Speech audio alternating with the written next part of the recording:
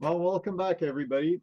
Like I said, if you have a chance, go to the breakout room, and chat with Jeff. Okay, so our next presenter has been modeling Colorado narrow gauge since 1977.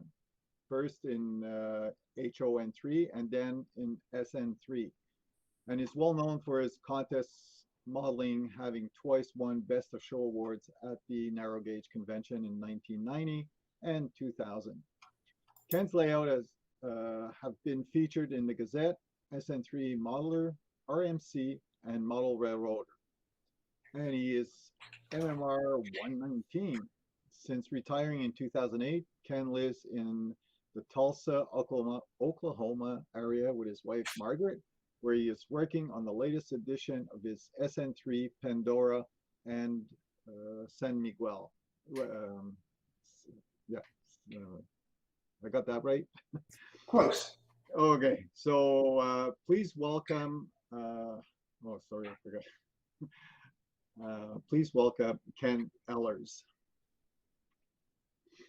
Thank you for the introduction, and welcome to the Pandora and San Miguel Railway Layout Tour. I modeled the Rio Grande Southern in SN3. It is September 15th and 16th, 1942 in southwest Colorado. Many of the photos and information in this clinic can also be viewed in the Narrow Gauge and Short Line Gazette beginning in November 2016 and continuing in January and March of 2017.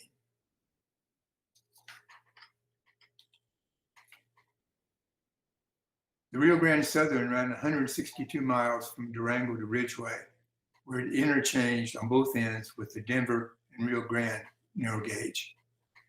And you'll notice it's tucked down in this little corner of Colorado and in the San Juan Mountains. Train room is located upstairs. All of the wood and plaster and tools have to go up those 18 steps to reach the train room. The entrance is a duck under with a clearance of 66 inches. So I have to bob my head just a bit to get in and out of the train room.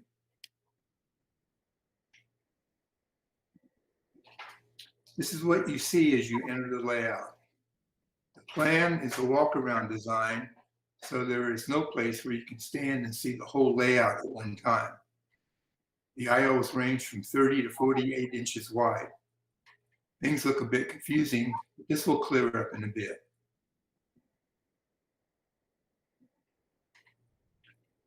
When we retired to Tulsa, Oklahoma in 2008, we built a house with a train room. The train room is 23 by 23 and a half feet, or 540 square feet. If you're familiar with my old layout, this is exactly twice as big. I came with 4-track plans, each of which modeled the same locations along the RGS, but each fitted into the room very differently. Each plan was drawn out on the floor and left for several weeks of evaluation. My favorite plan proved to be too complicated, with narrow aisles and hard to reach locations. But my chosen plan, which is partially double-decked, has proven to provide plenty of modeling and operating possibilities. We'll come back to the track plan in a bit.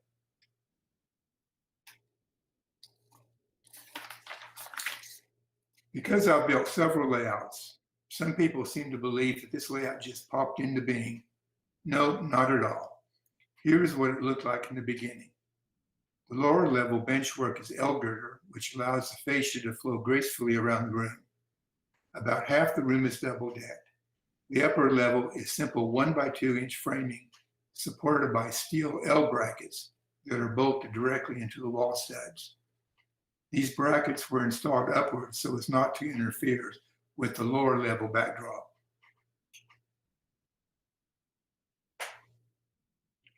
The basic scenery is hydrocal hardshell with molding plaster rock castings that are colored with tube acrylics.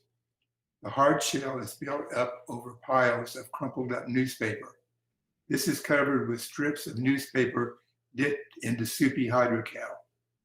Newspaper retains its strength after being dipped in the hydrocal much better than paper towels.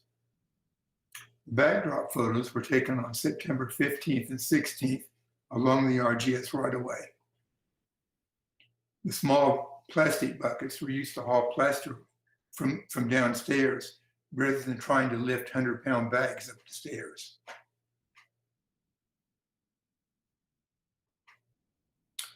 Mini clinic number 1. There are about 4,000 bottle brush trees on the layout. To make mine, I cut jute twine into pieces and lay them down flat on newspaper. 2 pieces of floral wire are twisted together, and the inside of one wire is sprayed with 3M spray adhesive and stuck down on the twine. This is then picked up, put into a vise, and wound up with a power drill. After trimming the trees, are sprayed a dark brown or gray before I add ground foam using the same 3M adhesive.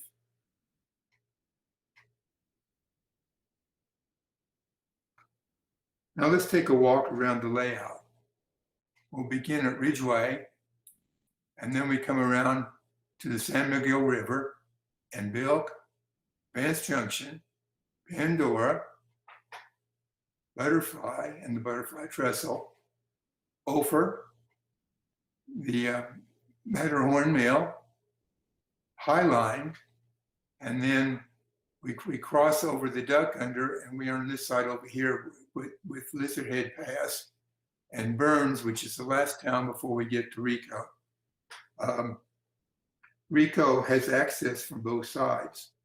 There is also a swing gate over the entrance on the north side of Ridgeway, which leads to visible staging, which represents the interchange with the Denver and Rio Grande narrow gauge. The swing gate stays open almost all the time, so no one has to get down and crawl to get into the layout.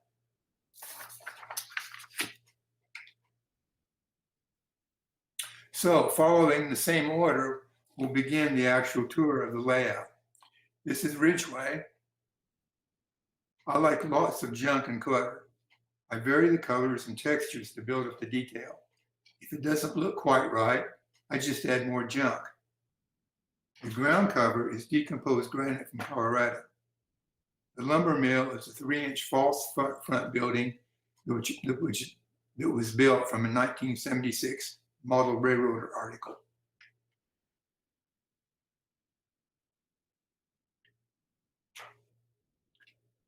There are over 130 model structures on the layout. 30 of these are craft kits and 100 are scratch built. The track is hand-laid Code 70 on commercial homebed. Turnouts were mostly built at the workbench using fast-track jigs.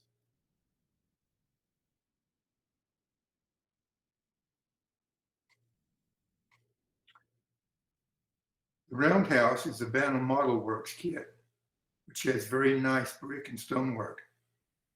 It's been downsized to 4 stalls, but I kept a goose stall on the left side.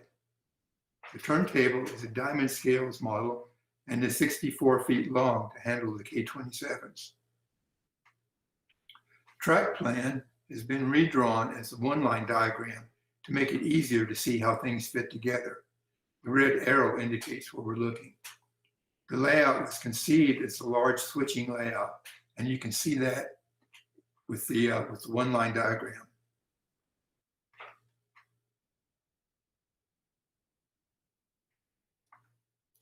The depot is another bandit kit that has been shortened by 4 inches. Shingles are cedar, peel and stick instead of the Bantam paper shingles. The concrete platform was hydrocal poured in place on the layout. There are a surprising number of nice figures available in that scale. Many of them are from June's World figures, and some of them I've painted myself. Now we have 3 basic slides with some basic information. The first shows I have several three-way stub turnouts at Rico, and I control these with Cam Valley servo motors and controllers. This works very well because you can position the the three positions on the three-way stub independently. The layout is divided into 5 blocks, each with a DCC specialty circuit breaker. The upper pictures show a movable magnetic uncoupler ramp. These are located on the mainline sidings to avoid false uncoupling.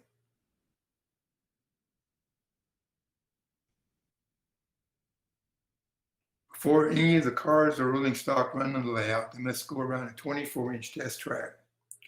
I have spent a lot of time fine-tuning trucks and couplers for smooth operation. And in the right, transmission fluid is my preferred track cleaning liquid.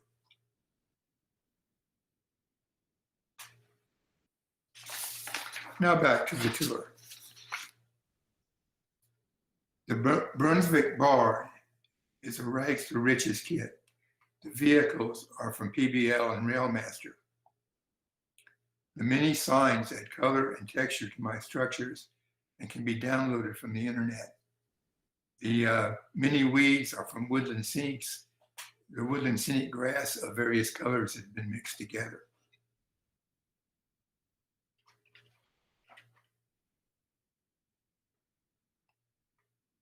These are more structures at Ridgeway.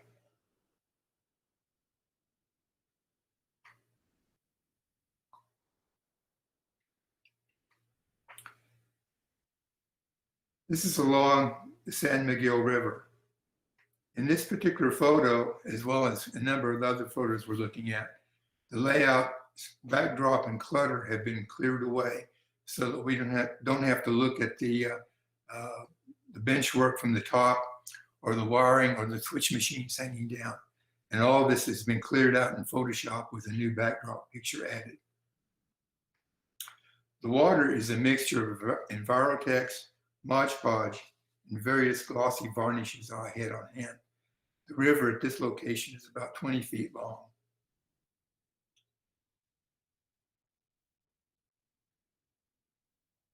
The larger trees are made from cassia and balsa wood. Aspen trees are mostly from Scenic Express. They're super trees. If you ask very nicely, they're available in an O-scale size. This scene is directly under Rico, so I kept the track arrangement very simple so that the operators will not have to fight each other for space.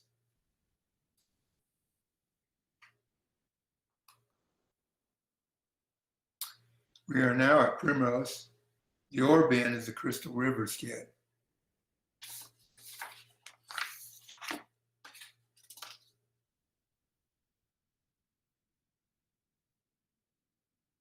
This is Trestle 37B at Belk. Number 454 is a PBL hybrid model, has a cast frame and plastic shell, and it runs very nicely. It has all the detail of a regular brass locomotive, but at about half the price. We are now at Vance Junction. All of these structures were scratch built a couple of years before Bill Banda came out with kits for all of these. Prototype plans came from Mike Blazek. Notice the mixture of ground cover, the colors and the textures, how they blend together. The section house was the first place at the 1993 National Narrow Gauge Convention in San Antonio.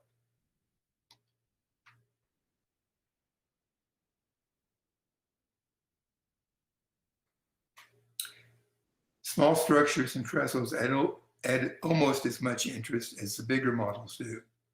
Silicone caulking was used for the falling water.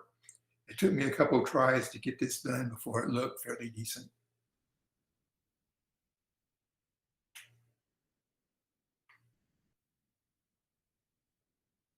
We are at Ames. The tank is the V&T resin kit. This is a required stop for all trains traveling upgrade to Rico.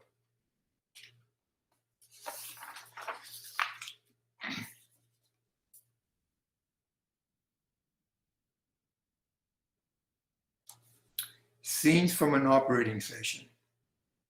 There is plenty of work for 5 to 7 operators.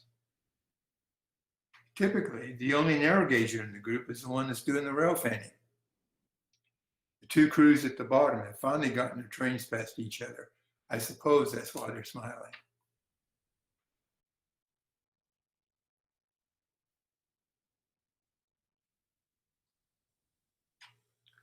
Operations is by timetable and train orders.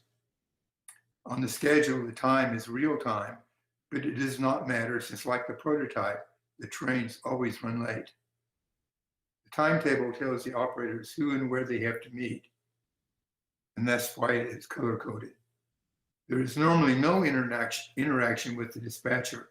However, the unseen dispatcher communicates schedule changes and extras by telegraph, which show up on the operator's clipboard. Car forwarding is by waybills based on a simplified RGS waybill. After working for several weeks on these, I realized that I had basically just reinvented car cards. Notice that the waybills and the waybill boxes are color-coded, again to help new operators.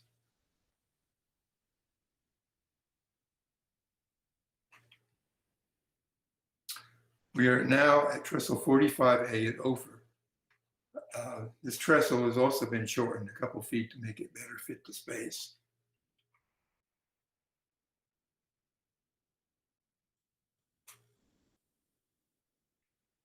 This shows the water flume to Ames. Ames, Colorado was the first commercial AC electrical power plant in the country and powered a nearby mine and mill. The flume was built in place, piece by piece, a project I would not want to repeat.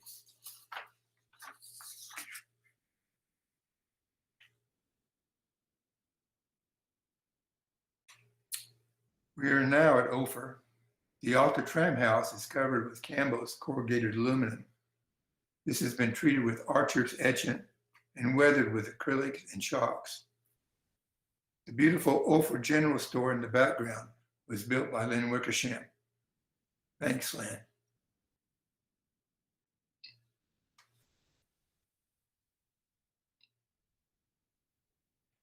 Mini Clinic number 2. This shows my basic wood coloring for cribbing, trestles, and unpainted buildings. Color is a mixture of brown, black, orange, and red tube acrylics mixed in alcohol. I begin by distressing my wood. Then I put a bundle of wood into the mixture. When you take the wood out of the mix, it is a really gooey mess. But wipe the wood off with your fingers and you get the wonderful high country color and streaking effects that you see in Colorado. And you'll see this coloring in many of the pictures around the layout.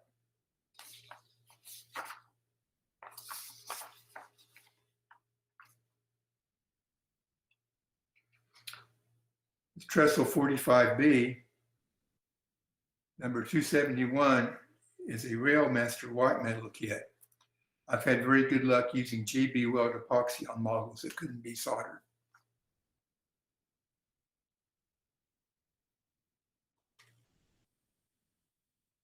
Matterhorn is a combination of the Ophir siding and the Matterhorn mill complex. The 20 step mill has Western scale models mill equipment. The model was best to show at the National Narrow Gauge Convention in 2000 at St. Louis. It is similar in size and shape to the prototype mill that was at Matterhorn, although the mill crossing is entirely different.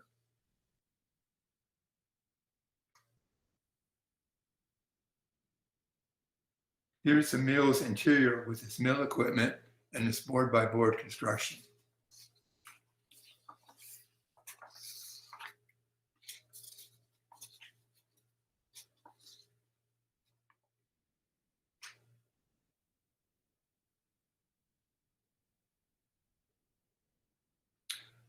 We have now just come through the one very unprototypical tunnel on the layout to the Ophir High Line and trestle 46A. I made a styrene jig for the concrete trestle foundations with individual styrene strips that allowed the plaster to ooze out between the boards, just like the concrete did on the prototype.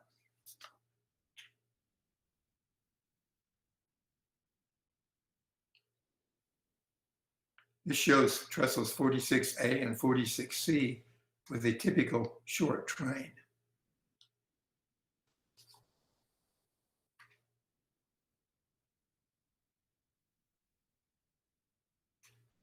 This is 46D as originally built.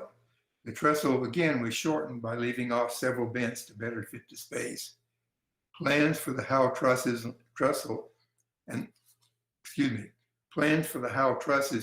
came from John Maxwell. I used lots of small pine trees to blend the real scenery into the backdrop. You can see those along the ridge of the plaster on top.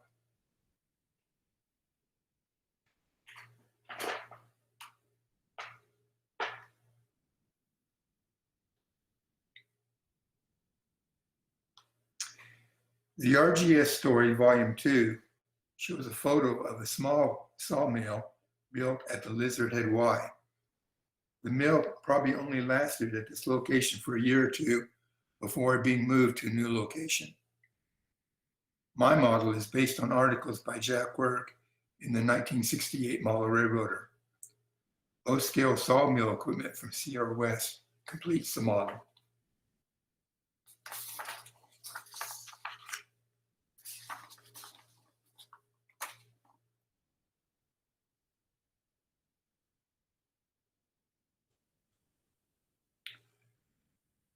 We have now crossed over the Duck Under.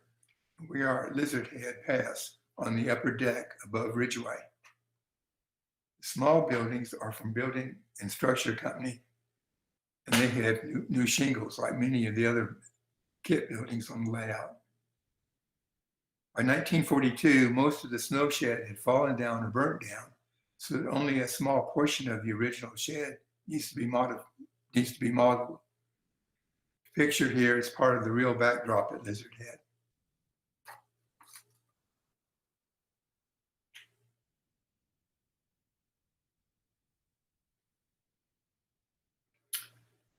Around 1939, the RGS purchased a group of mostly box and stock cars, the so-called Miller cars, from the then defunct Colorado and Southern. I've stretched history a bit to include a couple of CNS locos and a small variety of other CNS cars.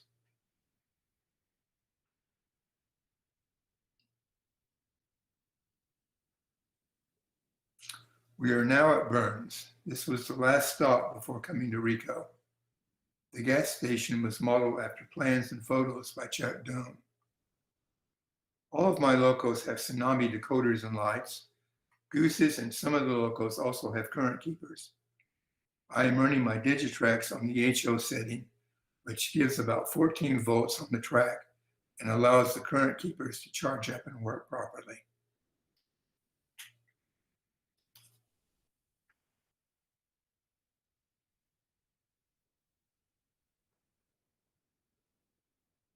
Here are the ore bins at Burns.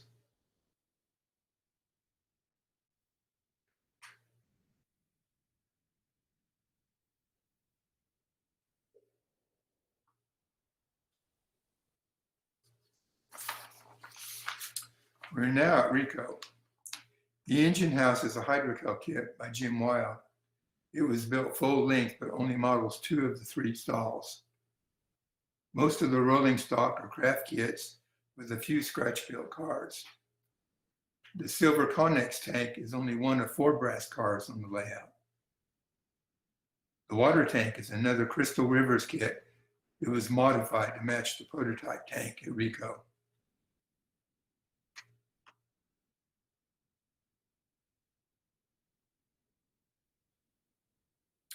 I like to weather my models, sometimes to excess. Clean brass models on the layout are mostly factory painted models like the Goose 2. The 2 geese are often run together as a local pasture train using a Digitrax DT300 dual throttle.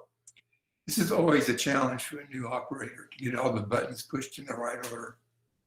The depot is another Banner kit with new cedar shingles.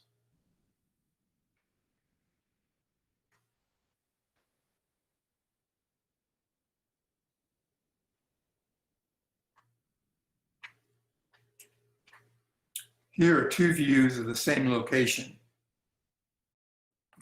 viewed from both sides of Rico.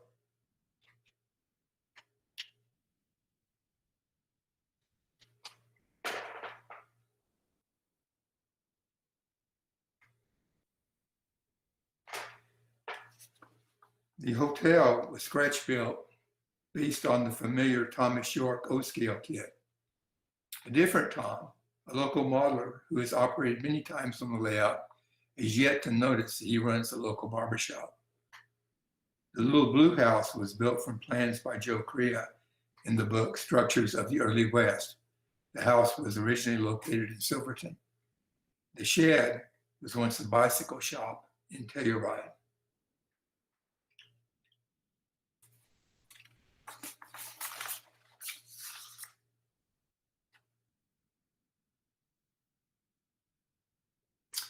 If you want to see trains run, I've done this clinic once before, and last time we included a video. Go to the National Narrow Gauge Group's layouts, Ken Ehlers, on YouTube, and the video begins at about minute 37.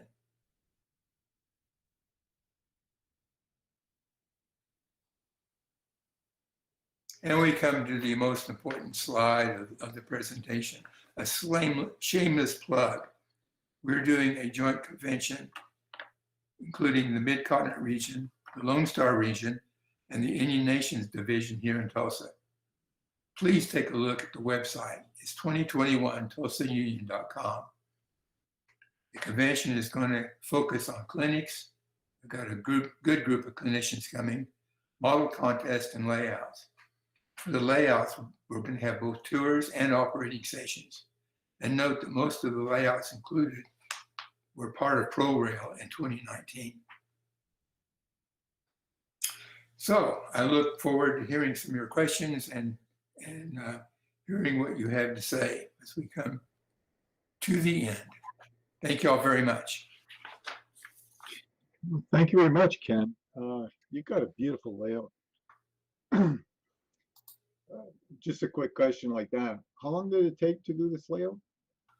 Well, the layout itself was started in 2008.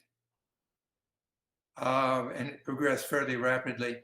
I spent about a year doing nothing but track work. Many of the structures and most of the rolling stock came already pre-built and ready.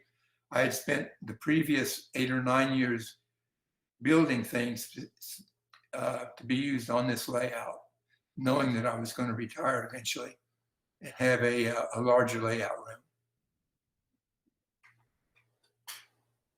room. Oh, okay. I've got one question for you. With all the new stuff that's coming out, all the new products, you know, like, sorry, I'm just trying to do two things at the same time. Yeah, so with the new products or techniques coming out regular, do you find yourself redoing portions of your layout? No, I tend to be rather retro. Probably about 2/3 of the cards on here are styrene kits from a PBL or Overton or one of those types of kits that are typically a 10 to 20 hour job. The other third are sticks in a box kits, like from Tamalico, which are rather old style type of kits. The structures are, of the scratch built structures, probably most of them are built up board by board. There are a few laser cut kits on the layout. Even I was thinking about my Digitrack system. I had a couple of little problems I was fixing the last few days. It's probably about 30 years old at this point.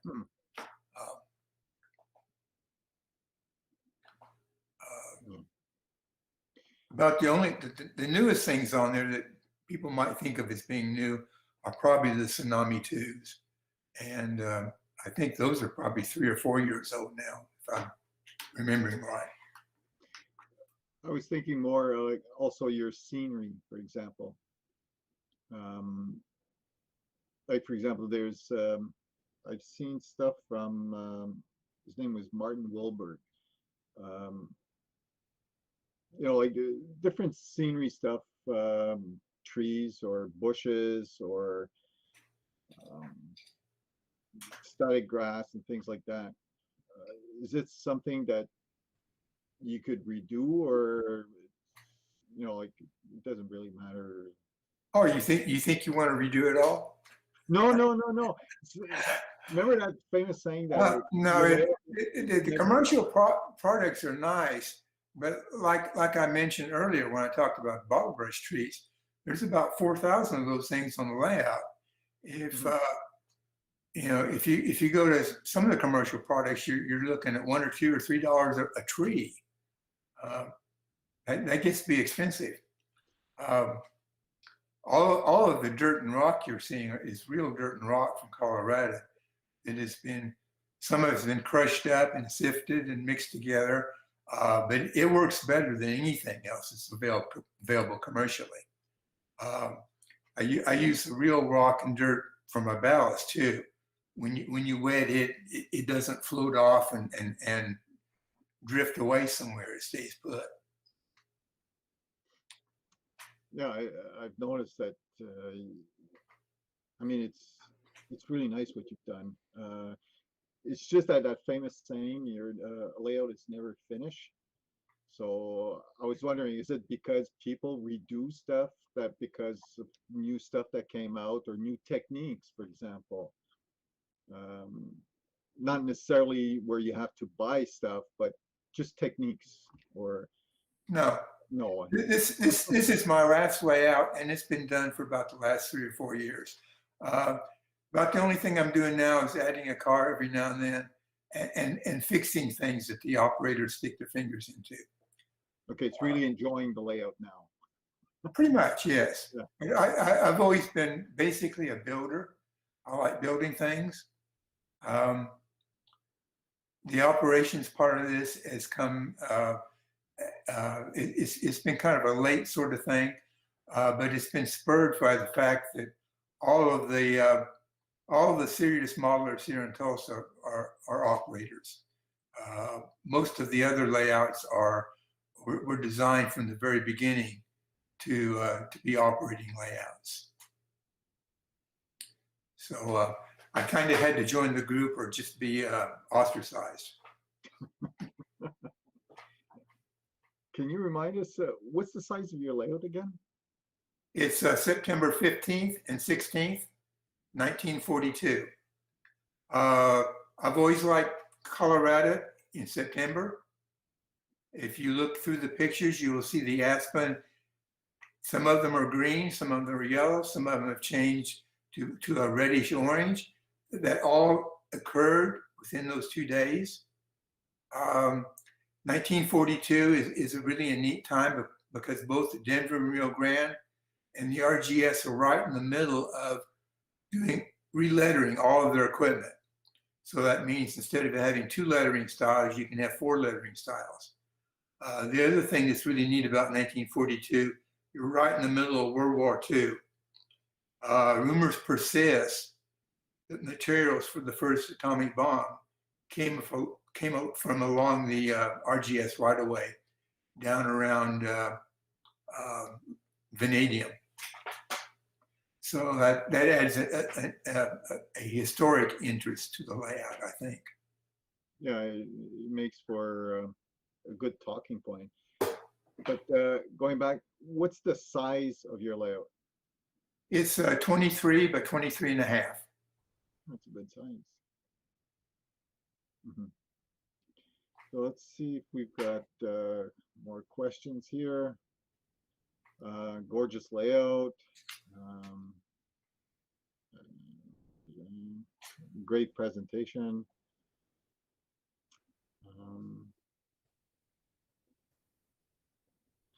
I know I'm still amazed about, I guess, the 1930s, 40s, 50s. Since I've never been around trains, the only thing I know is what I see today. So, so I'm always impressed with anything that's steam. Is very interesting. Yeah, when you travel to Colorado and visit the remains as it exists now, you have to be careful you don't model it that way, because it's in a lot more of a derelict condition now than it was back in the 40s. So I guess you have to do a lot of research. I have lots of books and pictures and lots of material. Yeah. Mm-hmm. Very interesting. So there's no more questions. As I can see. No, that's it. Marty, are you around? You'll be in the breakout room afterwards? Yes. Oh, good. So people can join the breakout room. The links have been posted on Facebook and YouTube.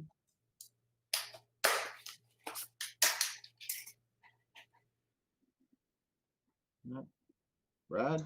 Yeah, they have. Sorry So about that. I was delayed. The buttons. I was busily talking to someone over in the chat room in the breakout rooms, and got way late. But I no, thought you had those clients. I thought those you were had clients in your spectacular store. photos. Huh? I thought you had clients in your store. That's why you were busy.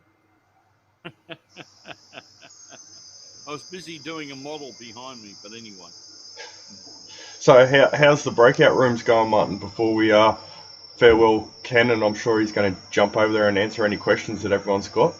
But Okay, how's it been where for I'm the day? supposed to go now? They've not been too bad. There's a few people. There's a couple of people waiting for Ken over there already. So yeah, it's been slow on the uptake, but being as we're getting to the end of our stream, I reckon we can let everybody know that afterwards there'll be an after show chat going on at wearby.com/MRL-Aussies. The link's in the chat there. So Ken's going to go over there now. He's got a couple of people waiting in the room to speak to him already. So yeah, we're all set for that. Good. Cool. So thanks again, Ken, for a really great clinic, and jump over on the other chat, and I'm sure there'll be heaps of questions. We're going to cut to a quick bit of an ad break, but Martin, hang around, and we might have a chat about the next month's show that's coming up. Looks empty.